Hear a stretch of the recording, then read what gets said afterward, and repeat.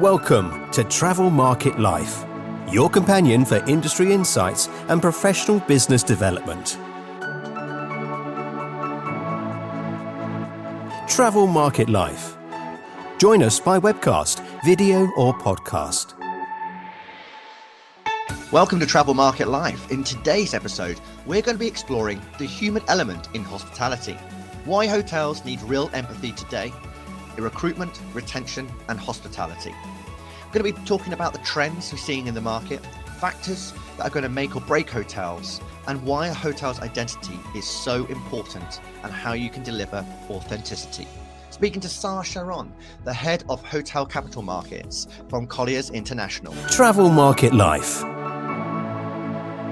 Hello there, Shah. Thank you very much for joining us today. I mean, we've had a few conversations, met you at the annual hotel conference earlier this year, and it was really interesting to look at how things are changing, particularly the impacts that the way we think about retention and recruitment and deliver hospitality today.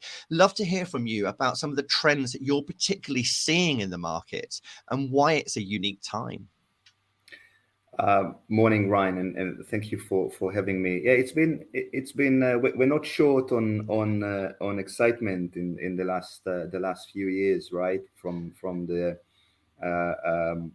last Great Recession through a cycle of hospitality that seems to be going and to no end and upwards and onwards, through Brexit, COVID, obviously the issues with Russia and Ukraine and we keep facing ever-changing landscape of people, which is hospitality is all about. And clearly, with COVID and international travel restrictions and domestic travel restrictions, in some cases that affects things, the ability to work, open businesses and staff them.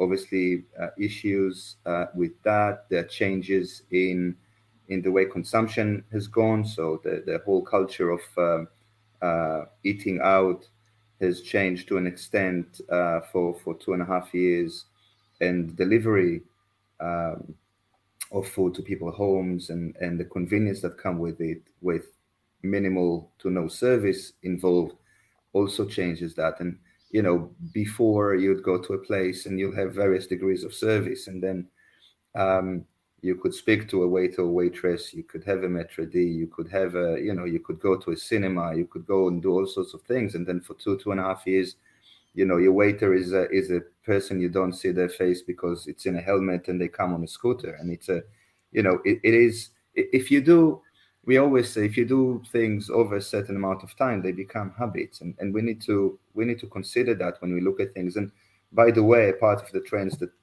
no doubt you'll ask me about, where are employees? Our employees, that got made redundant during COVID, and it doesn't matter if they come from airports, luggage sections, or porters in kitchens. Many of them will be driving Ubers and do Deliveroo. So we have to, and apologies to all the other brands that provide that service, but to name a few. I think they're there and they enjoy a certain semblance of normalcy, of control over their lives. They're not necessarily being shouted at by supervisors at weird hours of the morning or the evening. They're not tired on their feet necessarily as much as they would before, and arguably making more money. So these are certainly things we need to keep in mind. I mean, it has been fascinating, as you say. It takes a while to implement a habit, and we've certainly had that while. And people's perspectives on their own lives have changed. The remote working, the ability to be closer to your family, have more time with your family as well.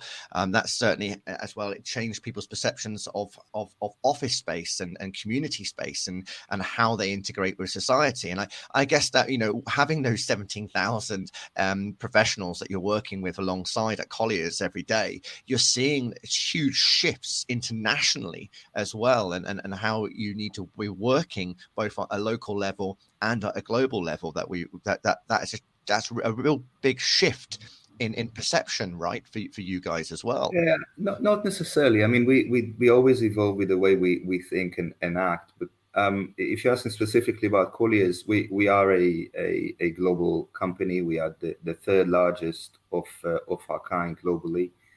We do operate in over 60 countries.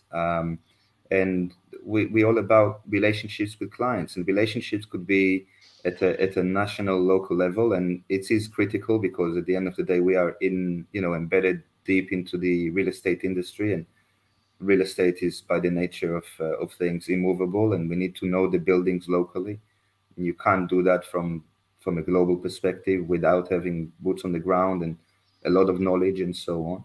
And key to the conversations we're having, you have to know the local culture, you have to know the local language, you have to know the local legislation, you have to get granular. It's one of my favorite quotes of Edison is that opportunity, and I'm probably paraphrasing, but that opportunity is often missed because it's dressed in overalls and looks like work. We have to do the work. We have to do the work locally with clients. We have to do that. I think the beauty with Colliers is that we work collegially with colleagues all over the world, and we do have pan-European and global teams that support clients and help clients move from one continent to the other and provide those services. And what constitutes a service, what constitutes support changes or adapts over time, but the principles are the same, and that is working for the clients. It's about the client's needs, not about us. It's about adding value to them, and value is what they perceive value to be. And we have to be able to recognize that value and adapt to it and be able to deliver it wherever we go. So that's how we look at it from a global perspective. It's very much a balanced act between local knowledge, local teams, local senior teams, and junior staff equally, and extrapolating that globally. So that's how we look at it. And hospitality has really had to look at that value now a lot more closely, really understand the consumer trends, what consumers are particularly looking for, but most importantly, how they can actually deliver that sustainably in a way that's going to drive that profitability. In a world where we've just digitalized so many aspects of our lives, what factors are you seeing right now are going to make or break hotels over the coming years? So before we dive into a long list of trends and what and try to dream up some sort of a crystal ball, which I for one I haven't got one. One of the nicest interfaces in my mind, and some people may not like it. I hope the audience will appreciate the concept anyway. If you remember the movie Minority Report, you have Tom Cruise walking into a shopping mall there, trying to escape from the future police, if you like. And wherever he goes, he's recognized by holograms, and they offer him services and do this and do that. They also work for the nanny state for sure, but they are able to provide him with instantly tailored offering in a language he understands by people that supposedly offer the right timing, the right intonation, the right empathy, if you like. And you kind of think, is this the future of, or at least a partial future of entertainment and hospitality? Is this the kind of interface we will see? You walk into a hotel room, into a hotel building, and you're being greeted in your own language by somebody that the system perceives will provide you the greatest sense of comfort, and offer you the services that you need at the right time, at the right price. I don't know. I think at some point it would. I think that's the extrapolation of a remote check-in. I can tell you what hospitality in that sense is not. It's not spending 14 hours on a plane coming from one side of the world to the other, arriving in a weird hour only to find out that you're queuing behind 20 people to interface with a person that doesn't speak your language, that doesn't have your room ready, and you're tired and you're dehydrated and you're exhausted. And so that is an old adage of hospitality as well. And we need to remember that the It guest sounds experience is not always so great. I was going to say, it sounds like you've been there many times. I mean, you are really painting a picture of my experiences of, traveling, getting to a hotel, as you say, you're dehydrated, you're tired, you're frustrated, you're irritable. All you want to do is get to your room, and then you have to fill in a million and one forms, and then perhaps your room might even not even be ready. And these are some of the aspects that I guess hospitality is trying to address through digitalization. But it's not just about digital, is it? It's how the hotel sees its identity, and how it can then deliver those services on site with the team that it's got, and being able to have the team at a capacity that's going to make sure that experience for the guests is consistent with the hotel's brand. Why is hotels identity so important to the recruitment and retention today, and really sort of looking after those staff? It's a great question, and you can look at brands, at employers' brands in general, not just hotels, and sort of say, are job seekers more likely to apply for a job if an employer is managing its employer brand? And certainly see mega companies in the tech space and banking and so on are doing that. Um, Clearly, companies like Four Seasons, Ritz Carlton, and so on, brands like those have been very vocal over the years of how they value their staff, and ladies and gentlemen of the world serving the ladies and gentlemen of the world, and so on. And there's certainly a very significant part of that. Read some surveys that circa 70% of active job seekers are likely to apply to a job if the employer does actively manage the brand, the employment brand, if you like, which is a deciding factor, if you like, for candidates in some ways, and also it does help people understand whether they belong or don't belong to an organization. If they see that the values on presented are so materially different to theirs, maybe they don't apply, and so you create a certain degree of fit. But I think it's not just for hotels. I think it's true um, for other jobs and other industries. And when you look at what are the important factors that employees consider when they choose a job, invariably it will be pay and benefits. I know we don't like to talk about it, but I always say that the first principle of recruitment is the promise to pay, and the second principle of retention, if you like, is the delivery on the first promise. Um, and we have to look at that. I think things that evolve over time and we need to look at is, work-life balance, the opportunity to use skills and abilities, job security, if there was one, what it means in today's world, office safety policies, diversity within the workspace become a very, very critical um, point. And it's not just ethnicity, cultures, religions. It's also dealing with mental health. It's also dealing with physical and mental disabilities in that sense, and harnessing and age as well, be that younger people on apprenticeship or people that are past retirement age, and how you bridge that generational gap, and so on. All of those things are important. When you look at people historically, when you look at it from an academic perspective, you look at internal motivators and external motivators. And external motivators would be like, compensation, benefits, the work environment is, where the office is located, or, how many hours you work, and so on, the relationship you have with coworkers. And then you look at internal motivations would be, perception of independence. Are you working on your own? You're working in a team? How much supervision is imposed on you or required? Do you supervise others? Do you get sense of achievement? Can you accomplish? Do you have diversity of tasks, and so on? Do you provide some sort of service to the community? There are all sorts of range. How creative you can be, how challenging the job is. All of those things are reasons for people to be in a job, in a career. It's not just a brand, but a brand that can, link all those dots and explain to a customer and explain to an employee how those things are linked, will do a lot better than brands that don't. And this does require thinking process. This isn't something that you can just jot down on a piece of paper. It does require having a good look at, you know, the what value you're trying to deliver as a business, and what Yeah. sort of people will enable you to be able to get there at the same time, and make sure that you fit in with their expectations, as you say, both the intrinsic and the extrinsic motivations.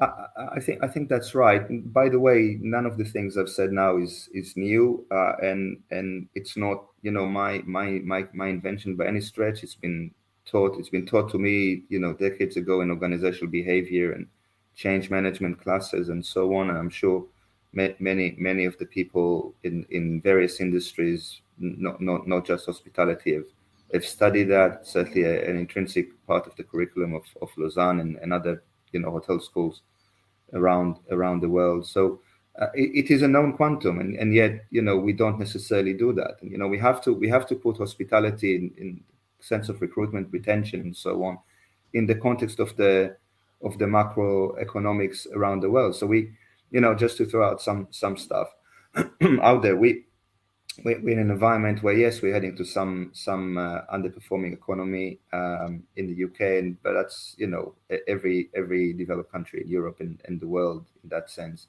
experience a slowdown compared to where they were meant to be in 2022 and 2023. Pretty much, we are seeing only 3.5% unemployment in this country, which is, I think, the highest employment we had in 50 years. We had the most people in employment in the UK in absolute terms than we ever had. And if you ever want to walk to a slowdown of economy or some sort of some degree of recessionary pressures, this is how you want to get in. We certainly still see pressures on the public purse around countries, and what it means in increasing corporate rates and so on, and that historically automatically put pressures on employment. But actually, if we're starting with such high employment and we still have over 1.2 million available positions in the country, then, you know, that is less of an issue in many ways. We talked about COVID and working from home and what it means, but we certainly see indications now that people are going back to the office again, and they travel again. Business travel is up, group travel is up. When you look at RevPAR around the UK, it is significantly above 2019. I think this cut is out of the bag for sure. I know we had debate a year ago where we would be. I was sitting on the more positive side, not to say optimistic, to say we will do a lot better in 2022 than ever before, because hotels will recognize inflation and can adapt to inflation, and the pent up demand and for travel will be there, and people will pay, and we see that, and we'll see that into 2023 as well. I think by all accounts, unless we see some drastic changes in global economy. And talk about global economy, we see some slowdowns on that front as well, but we do have some indications for easing of inflation coming in from March, April next year, and a lot of it is to do with gas prices internationally and futures of oils, which I don't pretend to understand anything about. But it's up to economy. We've done a lot of that with our own chief economist and hosting other major economists recently. There is certainly an expectations, and when you look at the prices of those, that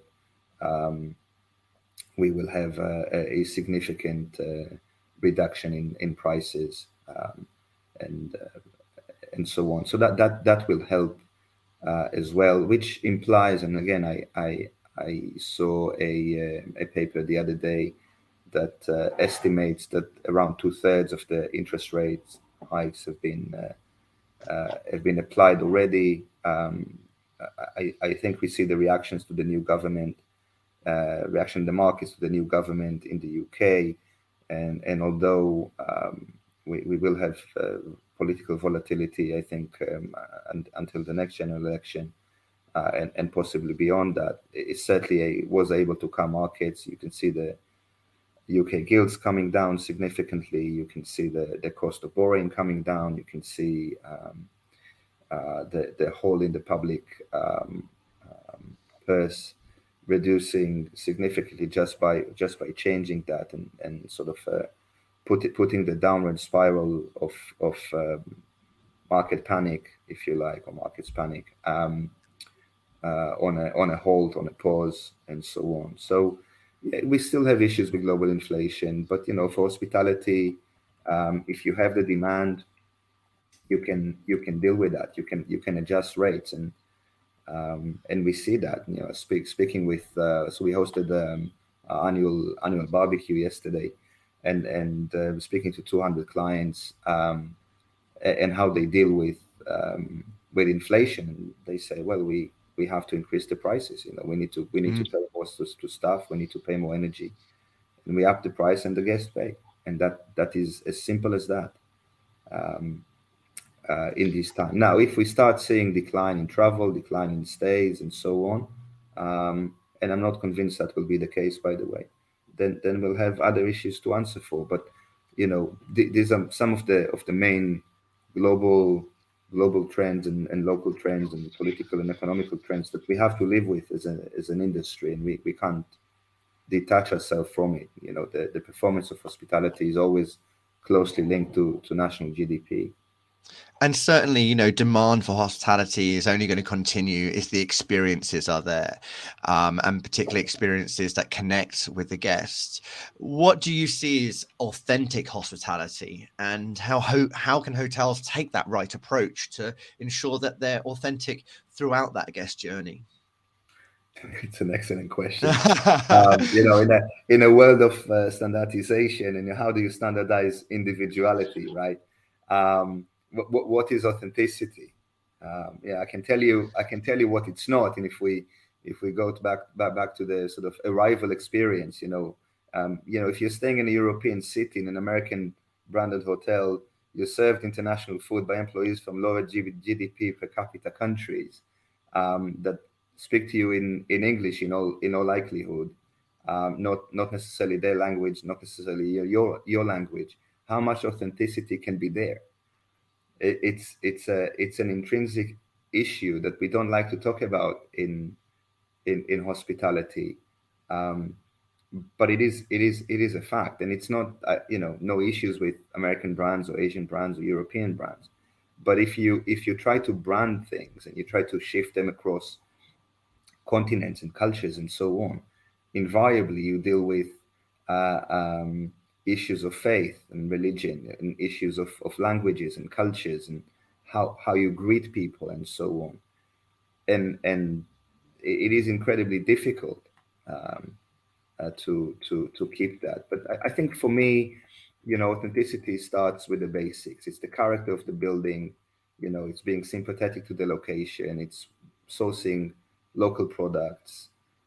It's hiring locally. It's investing in training of employees by people that understand communications and empowerment and individuality. It's not about the brand manual that tells people, to serve from the right and clear from the left, or whatever. It's not about that. You should train for quality and service and standards and brand identity, but we have to keep individual flair.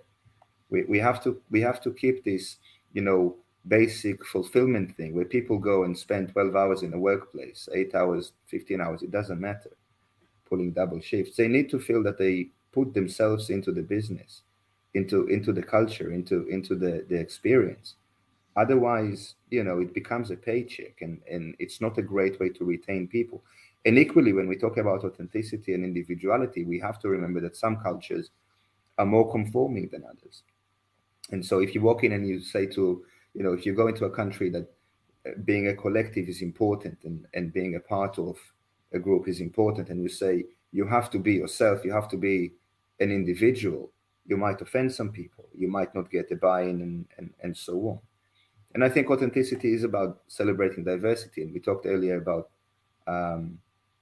mutual recognition.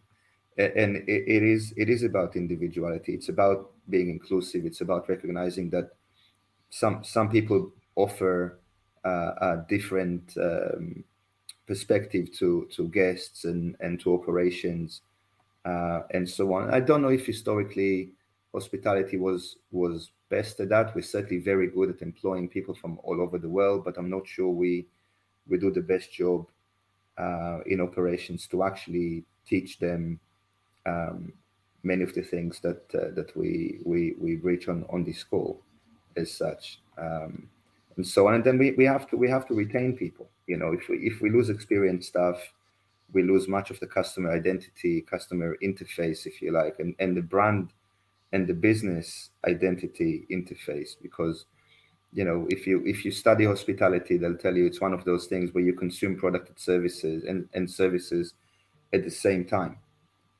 And if you can't do that, if your experienced staff is leaving you, then you lose a big chunk of that authenticity and that organizational knowledge.